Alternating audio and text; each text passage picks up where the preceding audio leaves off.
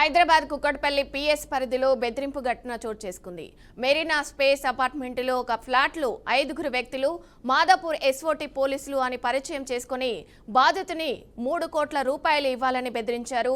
వారంతా డబ్బులు తీసుకోవడానికి బాధితుడి తమ్ముడితో ఫోన్ ద్వారా సంప్రదించడానికి ప్రయత్నించారు. కానీ బాధితుడి తమ్ముడు నిజమైన మాదాపూర్ ఎస్ఓటి పోలీసుల వద్ద సమాచారం అందించారు. పోలీసులు వెంటనే చేరి పరిస్థితిని నియంత్రించారు. ఇక 5గురిలో 3 పరారీలో ఉన్నట్లు తెలిపారు. నరసింహరాజు, రవీంద్రబాబు అనే 2 నిందితులను పోలీసులు అరెస్ట్ చేసినట్టు సమాచారం. ఇక ఈ ఘటనపై కేసు నమోదు చేసి దర్యాప్తు ప్రారంభించారు. మహబూబాబాద్ జిల్లాలో రాజకీయ వాతావరణం ఉత్కంఠతో నిండింది. మంత్రి పొంగులేటి శ్రీనివాసరెడ్డి బీఆర్ఎస్ వర్కింగ్ ప్రెసిడెంట్ కేటీఆర్ పర్యటనలో పాల్గొనగా పట్టణం రంగులు మారింది. ఈ పార్టీలు హోర్డింగ్లు, కటౌట్లు, ఫ్లెక్సీలతో గులాబీ ఆకుపచ్చమయంగా మారింది.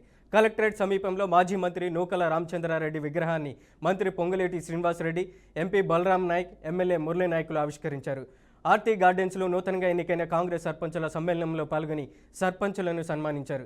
తర్వాత పిఎస్ఆర్ గార్డెన్లో బీఆర్ఎస్ పార్టీ సర్పంచుల సమ్మేళనంలో కేటీఆర్, మాజీ మంత్రి సత్యవతి రాథోడ్, ఎమ్మెల్సీ రవీంద్రరావు, మాజీ ఎంపీ కవిత, మాజీ ఎమ్మెల్యేలు శంకర్ నాయక్, రెడ్డి నాయకులు పాల్గొననున్నారు. తిరుగు ప్రయాణంలో కేటీఆర్ రామచంద్రారెడ్డి విగ్రహానికి నివాళులర్పించనున్నారు. ఈ కార్యక్రమంలో ఎలాంటి అవాంఛనీయ సంఘటనలు జరగకుండా పోలీసులు పటిష్టమైన బందోబస్తు ఏర్పాటు చేశారు.